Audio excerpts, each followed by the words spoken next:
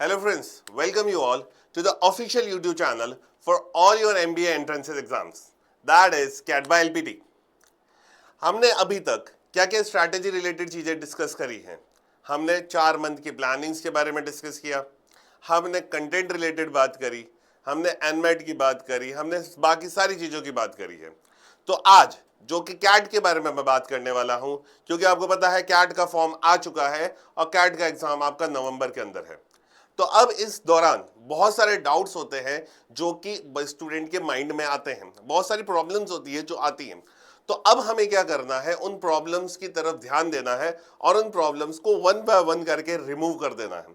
कैसे कैसे हम हमारी सारी प्रॉब्लम्स को रिमूव करते हुए जाएंगे और कैसे आगे बढ़ेंगे, तो आज हम उसी के लिए ही आपके लिए लेकर आए हैं एक नया strategy video. That is your CAT preparation mistake. क्या है ऐसी एक मिस्टेक जो हर एक स्टूडेंट से हो रही है। ऐसे बहुत सारे बच्चे हैं जिनका सिलेबस पूरा कंप्लीट हो गया है लेकिन मॉक्स में स्कोर नहीं आ रहा, because this is the month started जहां पे बच्चे मॉक देना स्टार्ट कर देते हैं। तो ऐसे बहुत सारे बच्चे हैं कि मॉक में स्कोर नहीं आ रहा है, सिलेबस तो पूरा कंप्लीट है। अच्छा, मैंने मेरे मॉड्यूल्स कंप्लीट कर लिए, मैंने मेरे हैंडआउट्स कंप्लीट कर लिए, मैंने डिफरेंट डिफरेंट मटेरियल्स भी लगा लिया, लेकिन फिर भी कहीं ना कोई दिक्कत है जिसकी वजह से मेरे मॉक में स्कोर नहीं आ रहा है। तो आज हम उन सारी चीजों के बारे में बात करेंगे। आज हम बात करेंगे कि कैसे इस तरीके की जो प्रॉब्लम है उसको एलिमिनेट कर सकते हैं, हम कैसे उसके अंदर इंप्रूवमेंट लाएंगे। तो अपन को वो चीज के बारे में ध्यान देना है। तो आज का जो मेरा टॉपिक है that is your CAT prep mistake, why completing the syllabus won't boost your mock scores. तो बेसिकली आज का जो मेरा टॉपिक ही है इसी बारे में, कैट प्रैप मिस्टेक की ऐसी कौन सी मिस्टेक है जो एक होती है। तो हम ऐसे करके एक एक मिस्टेक्स के बारे में हमेशा बात करते रहेंगे। तो आज मैं फर्स्ट मिस्टेक के बारे में बात कर रहा हूं कि सर मेरी सिलेबस कंप्लीट है, जो मैंने हमेशा सुना है, why completing the syllabus won't boost your mock score. Syllabus complete करने से मॉक का स्कोर नहीं बढ़ता है। ये बात दिमाग में रख लीजिए। कैट प्रिपरेशन वाले जो बच्चे होते हैं उन सबके दिमाग में रहता है, क्योंकि कॉलेज वाले ग्रेजुएट्स होते हैं तो दे ऑलवेज थिंक यार कोर्स कंप्लीट कर लो फिर तो मॉक का स्कोर आ ही जाएगा। लेकिन वहां पर भी कोई ना कोई एक स्ट्रैटेजी है जो कि आपको फॉलो करनी पड़ती तभी आता है। तो अब वो स्ट्रैटेजीज क्या है उसके बारे में आज हमारा डिस्कशन होगा। कहां आप गलत होते हो, कहां आप गलती करते हो, मैं उसके बारे में सारी बातें करूंगा। तो चलिए स्टार्ट करते हैं। तो बेसिक सी चीज जो मैं खुद एनकाउंटर करता हूं, जो मैंने एनकाउंटर अभी कल परसों में ही करी है, वो क्या है, sir I have completed the quant syllabus but in my मॉक्स my score is horrible. तो बहुत एक कॉमन डाउट होता है। ये बात मैं सुनता हूं, मैं हमेशा सुनता हूं, ये बात हर साल सुनता हूं और इन्हीं महीनों में ये सुनना स्टार्ट कर देता हूं। और जैसे जैसे टाइम बढ़ता है कि ये चीजें और बढ़ती हुई जाएगी कि हर किसी को लगता है मेरा सिलेबस तो हो गया कि यार मैंने ना परसेंटेज का चैप्टर तो कर लिया कि सर देखिए परसेंटेज का क्वेश्चन मॉक में गलती कर देता हूँ, कैसे हो रहा है। फॉर एग्जाम्पल कि ज्योमेट्री का सेक्शन में सर गलती हो रही है, मेरा तो एडवांस बहुत अच्छा है, मैं तो एक इंजीनियरिंग ग्रेजुएट हूँ सर, मैं परस्यू कर रहा हूँ, तो सर तब भी मेरा तो देखो इसके अंदर स्कोर नहीं आ रहा है। या for example some of the students का आस्क मी कि सर DILR के सेट्स नहीं बनते हैं, सर क्वांट में ये दिक्कत हो रही है, उसमें ये दिक्कत हो रही है। तो ये बहुत मिस्टेक है। तो मैं एक ओवरऑल स्ट्रैटेजी लाया हूँ that is related to everything, that is related to everything. तो हमको यहाँ पे क्या ध्यान देना है कि सिलेबस के ऊपर, सिलेबस होने के बावजूद भी हमारा स्कोर नहीं आ रहा, तो हम उसके ऊपर बात करेंगे। तो the question is sir I have completed the quant syllabus but my score is horrible, and guess what, you are not the only one saying this.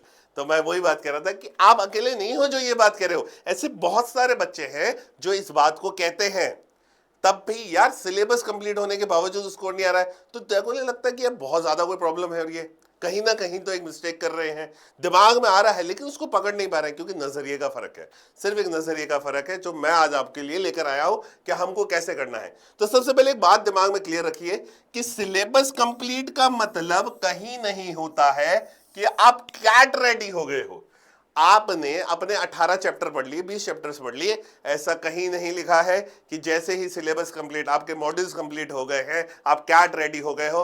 आप इसे एक ग्रेजुएशन का एग्जाम समझ रहे हो। हमने इसे एक यूनिवर्सिटी के एग्जाम से कंपेयर कर लिया है, जो हमारी सबसे बड़ी गलती है। ये एक यूनिवर्सिटी का एग्जाम नहीं है जहां पर 1+1 पढ़ के गए और एग्जाम में 1+1 ही आ गया। नहीं, ऐसा नहीं होगा। कैट बहुत स्मार्ट है, वो प्रोफेसर्स बहुत स्मार्ट है जो अब आपको MBA करवाने वाले हैं, तो वो बहुत ही अच्छे तरीके से जानते हैं कि आपको क्या आता है और क्या नहीं आता है। मैक्सिमम बच्चों की गलती यही है कि वो समझते ये है कि सिलेबस कर लिया यानी हम तो कैट रेडी हो गए, अब हम IIM अहमदाबाद जा सकते हैं। तो ऐसा सोचना एकदम गलत है। हमको अभी और इंप्रूवमेंट्स लाने पड़ेंगे, और इंप्रूवमेंट्स की जरूरत है, और वो इंप्रूवमेंट्स कहां कहां लाने हैं उस पर हमारी बात होगी। तो चलिए आगे बढ़ते हैं। द मोस्ट कॉमन मिस्टेक, तो क्या कॉमन मिस्टेक है? तो कॉमन मिस्टेक क्या है? Rushing through the chapters like a checklist, कि सर परसेंटेज हो गया, प्रॉफिट एंड लॉस हो गया, टाइम एंड वर्क हो गया, टाइम स्पीड डिस्टेंस हो गया, ज्योमेट्री सर हो गया। तो ऐसे कर करके हम कर लेते हैं, नॉर्मल सी बात है। क्योंकि हमको क्या जल्दबाजी है कि चैप्टर्स कंप्लीट कर लो, चैप्टर्स कंप्लीट कर लो, चैप्टर्स कंप्लीट करो, क्योंकि आज तक हम वही तो करते आ रहे थे। तो वो ही मिस्टेक हम वापस यहाँ पे भी कर रहे हैं, जो कि एकदम गलत है। आप सबसे बड़ी गलती यही करते हो फटाफट चैप्टर्स करने की। मैं ये नहीं कह रहा हूं कि चैप्टर्स में बहुत ज्यादा टाइम दो, बट मैं ये नहीं कह रहा हूं कि बस उसको कंप्लीट करने पर ही ध्यान दो। कंप्लीट करने पर ही ध्यान दो ये मैं नहीं कह रहा हूं। मैं बहुत वो उस पर इंफेसाइज करके बोल रहा हूं आपको, क्योंकि मुझे पता है कि कहां पर आपकी गलती होती है। तो हम सबसे बड़ी गलती जो मैंने हमेशा बच्चों में देखी है कि चैप्टर्स कंप्लीट करने पे ध्यान देते हैं, और क्या करते हैं सबसे बड़ी बात, एक बुक सॉल्व कर ली फिर दूसरी बुक सॉल्व करने चले गए। अच्छा आपने एक बुक सॉल्व करी, क्या उसके डाउट्स लिए कभी सोचा आपने? अच्छा आप किस क्वेश्चन में अटके, क्या आपने वो देखा? आपने ऐसा कुछ नहीं देखा। आपने क्या करा, जब आपको डाउट था तो आपने पीछे से आंसर की खोली और देख लिया, और आपको लगा वो समझ में आ गया। यहां पर ही सबसे बड़ी मिस्टेक स्टार्ट हो जाती है। तो बस ये हम हर एक बुक के साथ कर रहे हैं, 10 किताबें सॉल्व कर रहे हैं और हर एक में सेम ही कर रहे हैं, लेकिन इसमें आपकी लर्निंग जीरो रह रही है। तो इसलिए कभी भी ये मत सोचो कि फटाफट चैप्टर कंप्लीट करना है। तो rushing through the chapters like a checklist, ये सबसे कॉमन मिस्टेक होती है, तो हमको इसको अवॉइड करना है। Solving books without understanding patterns, किताबें सॉल्व करे जा रहे हैं, बहुत सारी किताबें सॉल्व कर रहे हैं। किसी क्वांट के लिए ए बुक सॉल्व कर ली, फिर बी बुक सॉल्व कर ली, फिर सी बुक सॉल्व कर ली, ऐसे करके बहुत सारी बुक सॉल्व कर ली। ऐसे करके नहीं होता है, बहुत सारी बुक नहीं सॉल्व होती है। हमारे एक सर थे जिन्होंने मेरे को एक बात सिखाई थी कि आप 10 बुक सॉल्व करो एक एक बार, इससे अच्छा आप एक बुक को 10 बार सॉल्व करो, तो आपकी लर्निंग्स बहुत अच्छी होगी। I have always believe in this principle in my life. एक बुक को 10 बार सॉल्व करने की कोशिश करिए, तो आपको अच्छा सीखोगे, चीजें बहुत सारी पता चलेगी। मुझे उस मूव से प्रॉब्लम नहीं है जो आपने एक बार प्रैक्टिस करी है, मुझे उस मूव से प्रॉब्लम है जो कि आपने 10 बार प्रैक्टिस करी है। तो बस उसी चीज पर ध्यान देना है, ज्यादा बुक सॉल्व करने पर नहीं ध्यान देना, याद रखिएगा। Going for the next, not asking questions when stuck, doubts पूछने ही नहीं है आपके यहां पर। ये सबसे बड़ी चीज है डाउट्स वाली। अगर आप कहीं पर अटके हो तो आप उसका डाउट्स निकालिए, पूछिए।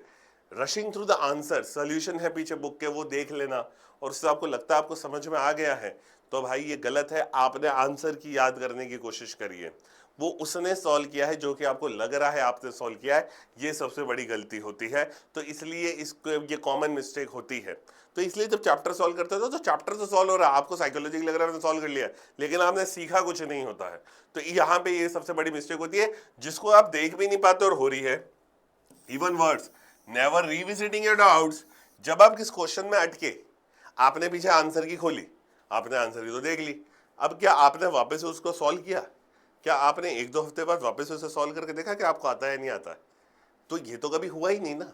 तो आपको कैसे पता कि आपको वो आता है नहीं आता है? वो तो आंसर की को आता है, आपको नहीं आता है। तो ये मोस्ट कॉमन मिस्टेक होती है जो कि एक बच्चा कर रहा होता है और उसे रियलाइज भी नहीं होता है कि वो मिस्टेक कर रहा है।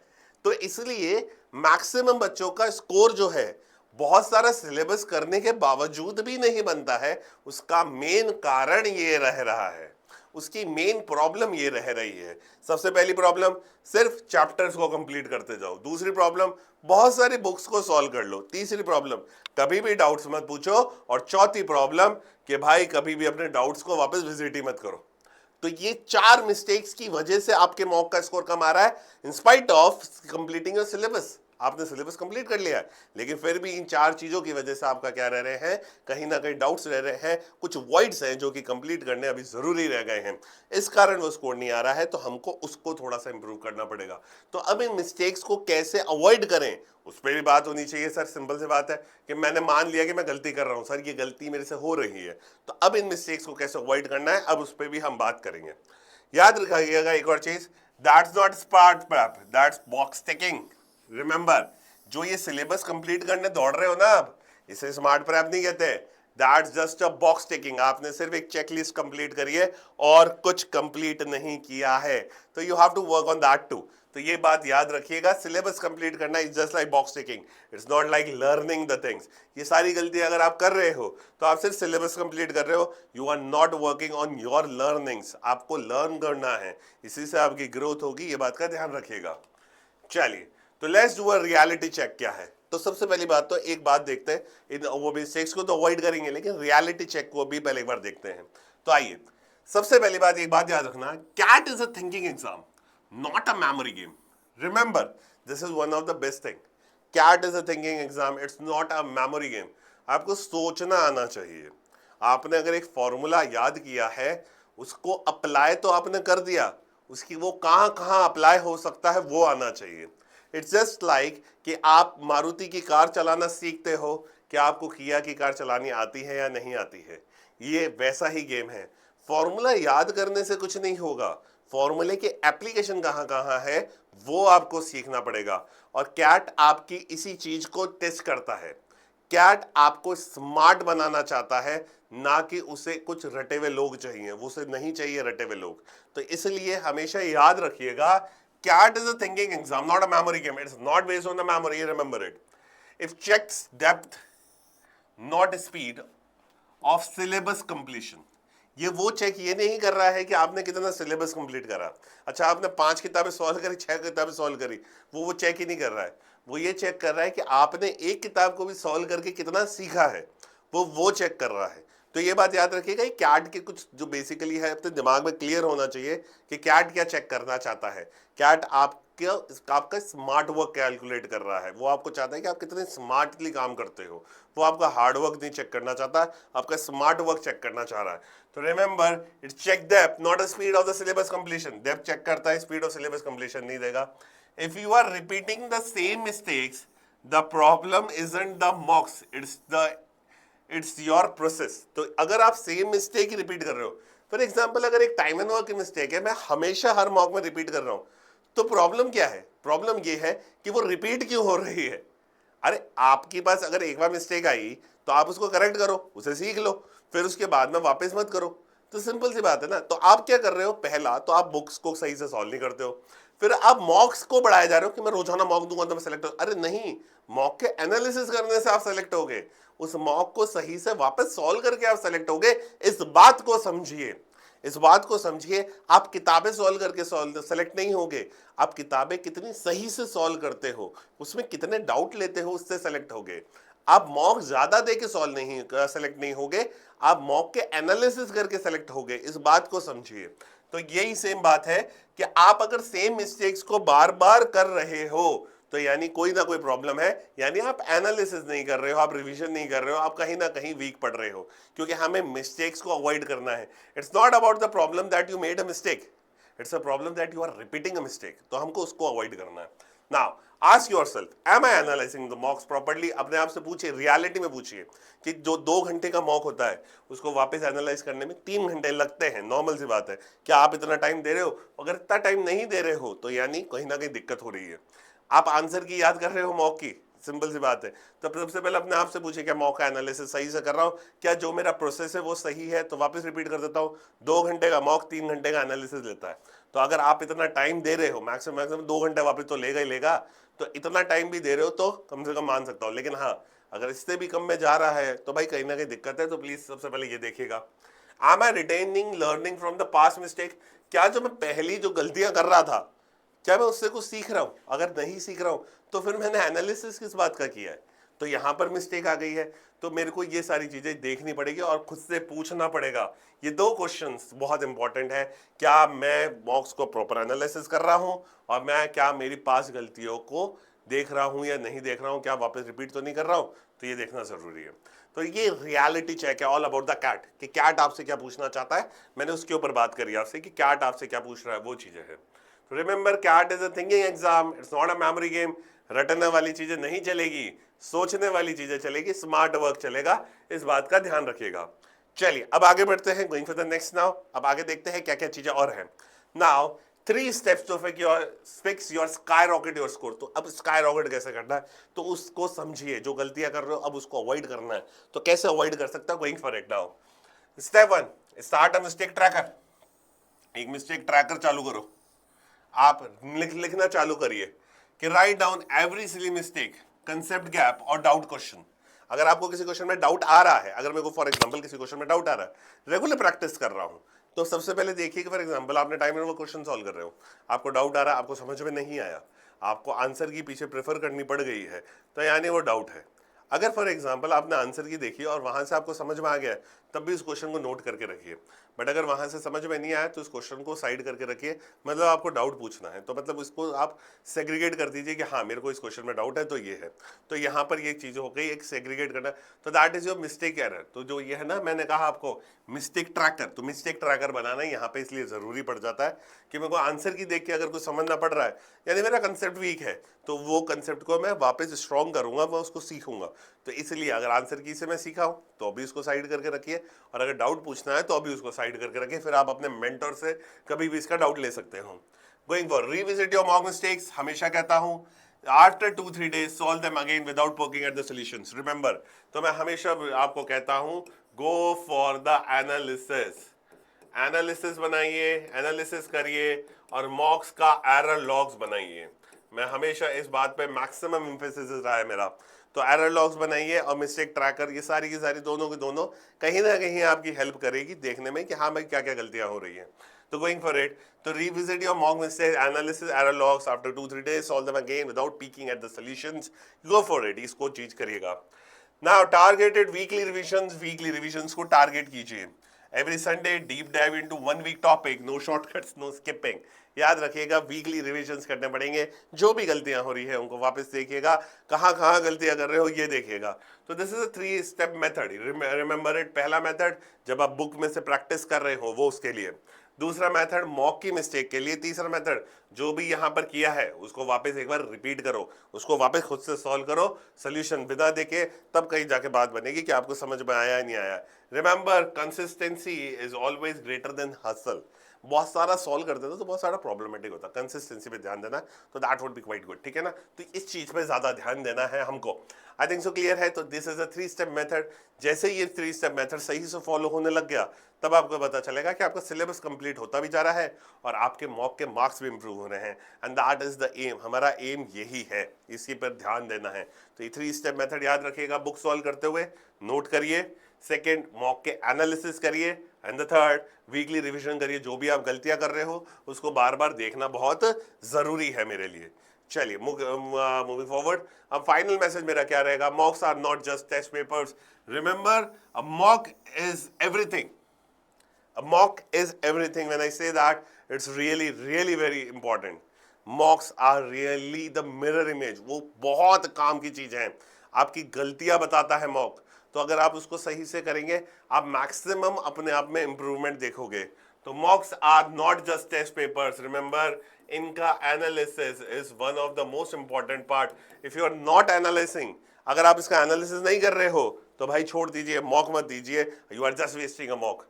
Now, they are mirrors showing you the exactly where you improve, where you need to improve. Simple सी बात है।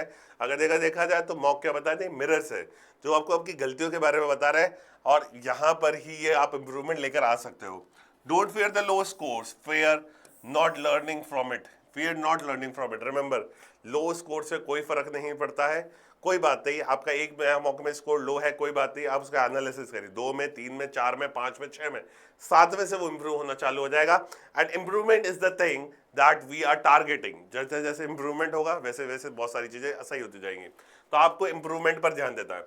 Finishing the syllabus is level 1, mastering it's that what the CAT demand. याद रखेगा, सिलेबस कंप्लीट करना तो सिर्फ level 1 का काम है, अगर उसको मास्टर करना ही मेन काम है, and that is what the CAT demand. आपका सिलेबस हो गया, आपने चीजें सीख ली, अब उसकी एप्लीकेशन सीखेंगे, and go for the best. आप प्रैक्टिस करिए, कोई दिक्कत नहीं है, लेकिन सिलेबस कंप्लीट करने के हिसाब से, सीखने के हिसाब से करिए, अपनी लर्निंग्स को इंप्रूव करने के हिसाब से करिएगा। It's not a work that you want to do कि भाई इतना सा काम है कर देते हैं, नहीं, आपको इससे सीखना है, एंड सीखना इज मोस्ट इंपॉर्टेंट। याद रखिएगा, CAT needs smart work, CAT को मेमोरी वाले गेम नहीं चाहिए। मैंने अभी आपको बोला CAT needs thinking exam, CAT is a thinking exam, it's not a memory game. तो कैट उस तरीके का पेपर है, इसलिए हमारी प्रिपरेशन और स्ट्रैटेजी भी कुछ उसके अकॉर्डिंग होगी। मॉक का एनालिसिस जरूर करना है, डाउट्स मैक्सिमम निकालने हैं और पूछने हैं, रिमेंबर इट। चलिए, तो this is my final message for all the students. जितने भी स्टूडेंट्स हैं उन सब के लिए अपनी प्रैक्टिस करो, तो डाउट्स निकालो, डाउट्स निकाल के उनको सॉल्व करो। याद रखिएगा, जो भी डाउट्स आते हैं उसको एक अलग नोटबुक में नोट करें। Going for the second step क्या रहेगा मेरा, एरर लॉग्स। मॉक का एनालिसिस करिए, एरर लॉग्स बनाइए और एरर लॉग्स को आप नोट करके रखिए। थर्ड स्टेप, जो भी मेरी गलतियां हैं हुई है मॉक की और जो मैं प्रैक्टिस कर रहा था वो, उनको वापस हर संडे एक बार रिवाइज करिए without looking at the solution, and definitely you will improve. Definitely आपका स्कोर अच्छा होगा ही होगा। ठीक है, चलिए, तो गोइंग फॉर इट, अब आगे बढ़ते हैं। एंड द लास्ट थिंग, अब आपका काम क्या है, आपका काम क्या है, मुझे कमेंट में बताना। मुझे क्या बताना, कमेंट में आपको बताना है कि व्हाट आर द थिंग्स जहां पर आपको प्रॉब्लम हो रही है। मुझे कमेंट में बताइए, अपने स्कोर्स के बारे में बताइए और कहाँ इंप्रूवमेंट करना है उसके बारे में बताइए। ठीक है, कि क्या क्या चीजें हैं जहां पर आपको प्रॉब्लम है, तो प्लीज मुझे कमेंट में आप करके बताइए। whatever kind of a problem, whatever the things, please मुझे बताना, मैं उसके लिए आपके लिए वीडियो जरूर लाऊंगा। अब इस सीरीज में हम और भी वीडियोस लाएंगे that is related to strategies. देखो, कंटेंट में रिलेटेड बात हमारी चल रही है, हम उसके अंदर देख ही रहे 0 to IIM और टॉप 200 में हमारा काम चल रहा है। Then this is the strategy thing, तो स्ट्रैटेजी रिलेटेड थिंग्स में भी हम बात करेंगे और इसको धीरे धीरे करके हम और इंप्रूव करते हुए जाएंगे कि हाँ कहाँ पे जो दिक्कत हो रही है वो। फिर उससे रिलेटेड, फिर उसके बाद में हम एग्जाम रिलेटेड भी बात करेंगे, that is and MAT and all other exams, उससे रिलेटेड बात होगी, कॉलेज रिलेटेड बात होगी, तो एवरीथिंग विल गो ऑन। ठीक है ना, और आपको कुछ चाहिए तो प्लीज मेरे को उसमें बताइएगा कि हम इसमें अंदर और क्या इंप्रूवमेंट कर सकते हैं और क्या क्या रिलेटेड कंटेंट है जो आपको रिक्वायरमेंट है, तो हम उसमें रिलेटेड भी बात करेंगे। तो आपका काम क्या है, सब्सक्राइब करना है चैनल को, कमेंट करके मुझे सारी चीजें बतानी है। चलिए, I think so I am clear with the thoughts and with the words. ठीक है, चलिए, तो अब इस वीडियो को अपन यहीं पे एंड करते हैं, एंड सब्सक्राइब कर दीजिए कैट बाय एलपीटी को। Thank you and thank you very much.